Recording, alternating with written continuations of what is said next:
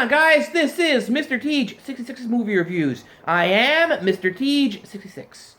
With the new Child's Play film in theaters, I thought it'd be a perfect time to go back and review the original that started it all, 1988's Child's Play. Now, longtime viewers of the show will know that this was actually the first film I ever did for this show. Just a pure random, I picked it. I don't think I did a very good job with it, though, because I was obviously new to, being on camera, and, I just sort of wanted to get through it as quick as possible, so I didn't really do too much of an in-depth review, but I think I'm a lot better in front of the camera, so I figured this is the perfect time to re-review it. This movie is still a lot of fun. I've seen a lot of reviews on YouTube which go, well, this isn't really a classic. I'm like, well, it's something, because it's still remembered over 31 years later, so there has to be something about this movie that's special. Chucky's become a pop culture icon. I'm going to straight up say, I think it's a classic. I mean, there's going to be a lot of people who disagree, but that's just my opinion. I really think it holds up very well. Directed by Tom Holland, starring Catherine Hicks, Alex Vincent, Brad Dourif, and Chris Sarandon. And directed by Tom Holland, not the Tom Holland in the Spider-Man movies. I'm sure probably everyone knows that because he probably wasn't even alive when this movie came out. The plot, if you really don't know, is about a serial killer named Charles Lee Ray, played by Brad Dourif, who's cornered one night by a cop, played by Chris Sarandon, and he goes into a toy store. They battle into a toy store, and Charles Lee Ray gets shot, and he's dying, so he knows a voodoo curse, so he grabs a doll, puts it and channels and puts his spirit into the doll, and then Karen Barkley, who has a young son Andy, she gets the doll for him for his birthday, and obviously there's a serial killer in there, and mayhem ensues.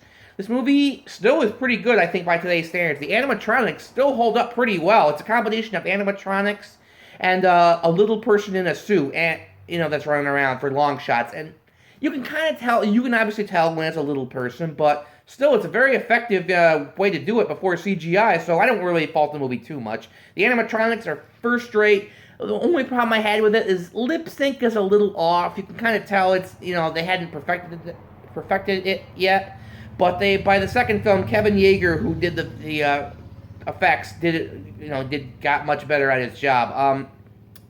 The acting overall is solid all around. Catherine Hicks is a very, sympathetic character. She's basically a single mother trying to raise her son. She plays terror really well. She has that pretty famous, I guess, somewhat famous scene where she realizes there's no batteries in Chucky and she's going to throw him in the fire, and it leads to maybe the biggest laugh of the entire movie, where Chucky first comes alive and starts, saying all kinds of obscenities, like, you fucking bitch, you filthy slut, I'll teach you to fuck with me. It's great. Brad Dourif as the voice of Chucky, mwah, perfection. Mark Hamill, I haven't seen the remake as I'm filming this. Mark Hamill has big shoes to fill because he is just perfect when he starts screaming. He does both, quieter stuff and, really loud, terrifying stuff really well, where he's like, Andy, no, don't hurt me. It was great. The weak link in the cast is unfortunately Alex Vincent.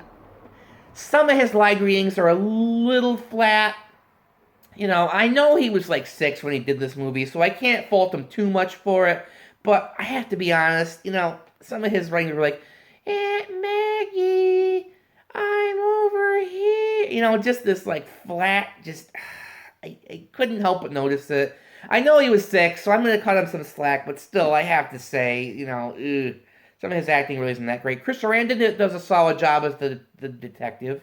Although there's really not much of a character there, he's just sort of the detective, not really much else.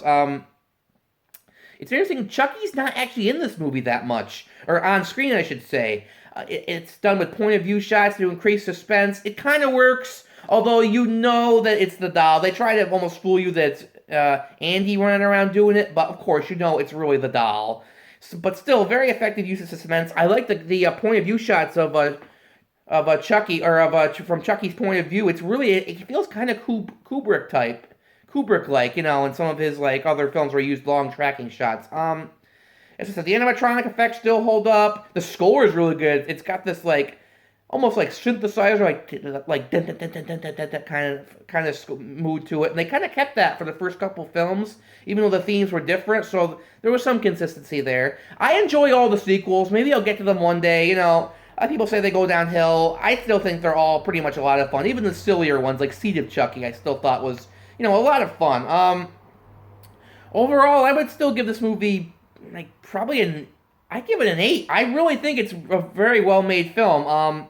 The sequels you can, trash all you want, and although I don't think they're that bad. Oh, I forgot to mention there's a great chase scene where Chucky is is in the back of the detective's car and he's trying to stab him, through the seat, and he's trying to drive his car at the same time. There's a lot of really good stunt work. I mean, I don't know how expensive this movie was, but overall, yeah, it's pretty impressive. Oh, the explosions! How could I forget that? There's a great explosion in a toy store where I don't know if it's the use of slow-mo or the pyrotechnics that they use, but there's some really impressive explosions in this movie where things go boom! There's a part where a house gets totally destroyed, and I'm like, wow, I think that's a real house, not like a model or anything. If it is a model, it's one of the most convincing models I've ever seen, but overall, still love this movie. We'll watch it all the time.